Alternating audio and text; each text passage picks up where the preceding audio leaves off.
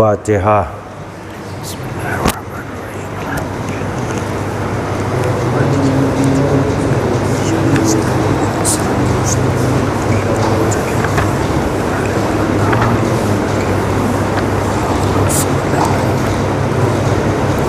اعوذ باللہ من الشیطان الرجیم، بسم اللہ الرحمن الرحیم، الحمد لأہلہ والصلاة علی اہلہا، اما بعد فقد قال اللہ الحکیم فی کتابہ الکریم وہو اصدق الصادقین وقولہ الحق۔ بسم اللہ الرحمن الرحیم، افلا یتدبرون القرآن ام علی قلوب اقفالہا۔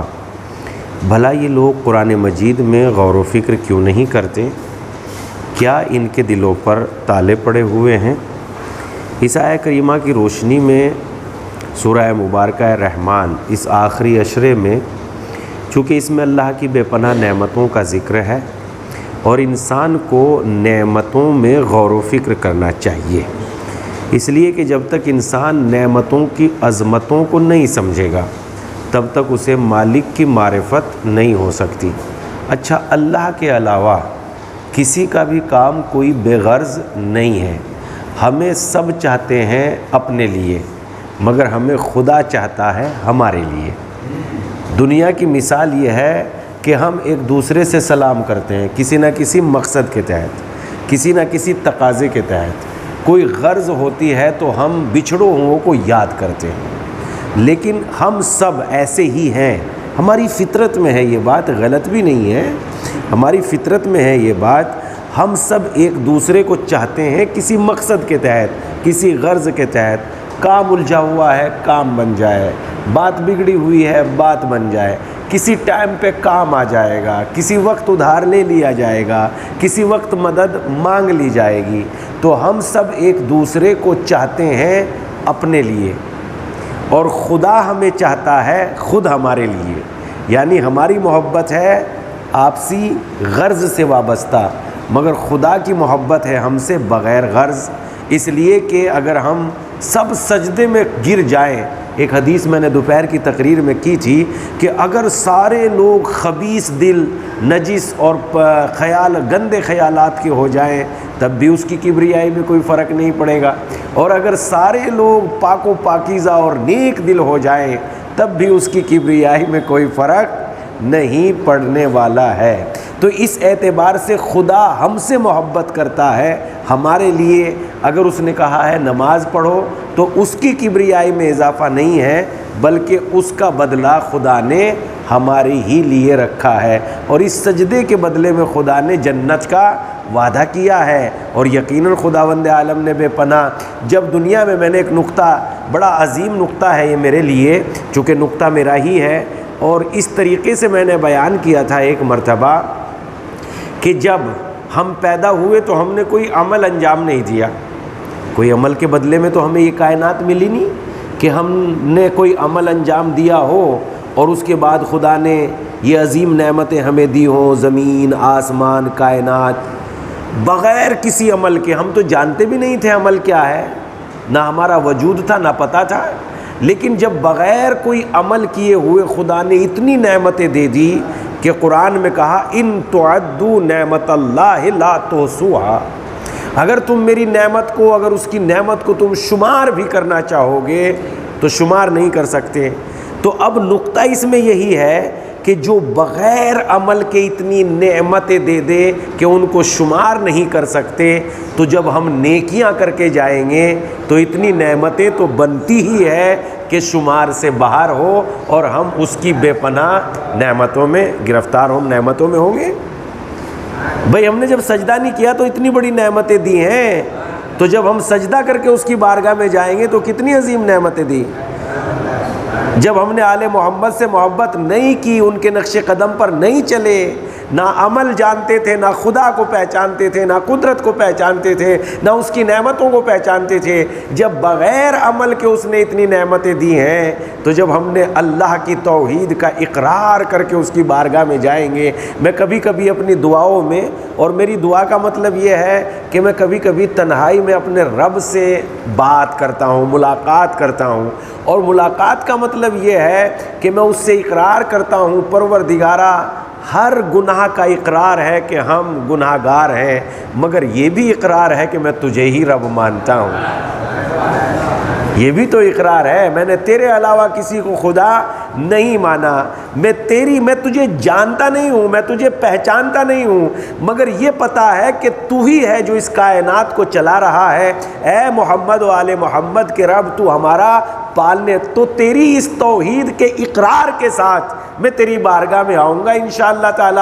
باقی تو میرے پاس کچھ نہیں ہے، مگر تیری توحید کا تو اقرار ہے۔ اور یہی بات امیر المومنین نے نہج البلاغہ میں کہی، پروردگارا ہم نے تیری توحید کا اقرار کیا ہے، کیا تو ان زبانوں پر عذاب نازل کرے گا جس نے تیری توحید کا اقرار کیا ہو؟ تو اس اعتبار سے اقرار توحید، ہم تجھے ہی مانتے ہیں، بس تو ہمارا خدا ہے، جو کائنات کا پیدا کرنے والا ہے وہ ہمارا خدا ہے، جس نے زمین کو بچھایا وہ ہمارا خدا ہے، جس نے آسمان کو کا شامیانہ لٹکایا وہ ہمارا خدا ہے۔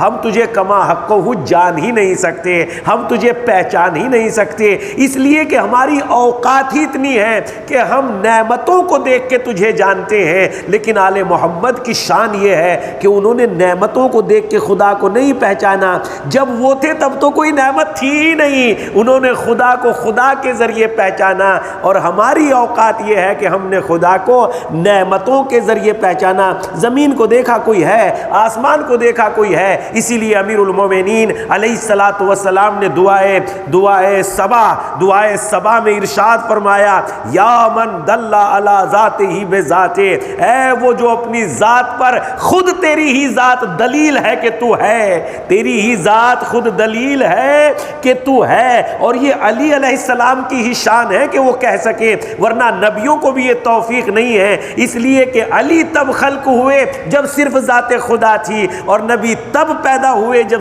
کائنات کا یہ پورا ڈھانچہ خلق کر دیا۔ تو اس لیے علی کی دعاؤں میں ملتا ہے، یا من دل علی ذاتہ بذاتہ، ہے وہ ذات جو تیری دلیل ہے کہ تو ہے۔ اور اسی لیے جناب ابراہیم کی باتوں میں ملتا ہے، یہ سورج نکل گیا، ڈوب گیا، خدا نہیں ہو سکتا، خدا تو وہ ہے جس نے سورج کو بنایا۔ تو اس کا مطلب یہ ہے نبیوں نے کائنات کو دیکھا اور خدا کو پہچانا، اور الائمہ علیہ الصلاۃ والسلام نے خدا کی ذات کے ذریعے سے خدا کو پہچانا۔ تو یہ کتنی بڑی دولت ہے۔ تو اس لیے ہم نعمتوں میں غور کریں کہ اللہ کی کتنی عظیم نعمتیں ہیں۔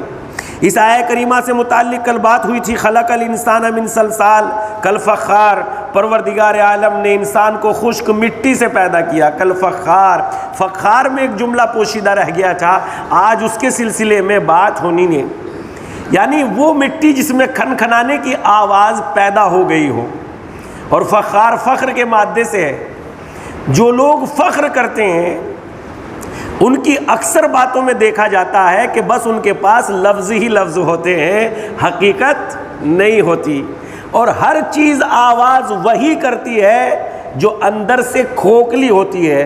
سلالہ اس پانی کو بھی کہا جاتا ہے جو گھڑے میں بچ جاتا ہے تھوڑا سا پانی، اور چونکہ جب وہ ادھر ادھر بہتا ہے، بھاگتا ہے، تو ایک آواز پیدا کرتا ہے، تو آواز ہی آواز ہوتی ہے اور کوئی چیز نہیں ہوتی۔ تو جو لوگ کھوکھلے ہوتے ہیں ان کے یہاں حقیقت کا کوئی تعلق نہیں ہوتا، وہ آواز کو اونچی کرتے ہیں، اور جن کے یہاں حقیقت ہوتی ہے ان کے یہاں آواز نہیں، عمل ہوتا ہے۔ تو پروردگار عالم کی نعمتوں میں غور کریں اور دیکھیں کہ پروردگار عالم نے ہمیں کتنی عظیم نعمتیں عنایت کی ہے۔ اور اس آیہ کریمہ میں ایک نقطہ یہ بھی چھپا ہوا ہے کہ اس کی قدرت کو تو پہچانو، مٹیریل کتنا حقیر ہے، مٹی، مٹیریل کتنا حقیر، مجھ میں جو مٹیریل لگایا ہے وہ کتنا حقیر لگایا، اور اس بے قیمت حقیر سے مٹیریل سے کتنی عظیم مخلوق کو پیدا کر دیا۔ یہ اس کی قدرت ہے۔ یہ اس کی قدرت ہے کہ کتنے حقیر سے مٹیریل سے انسان کو پیدا کیا، تو انسان اپنی ترقی کے راستوں کو ڈھونڈے اور اپنی راہ کو معین کرے تاکہ خدا تک پہنچ جائے۔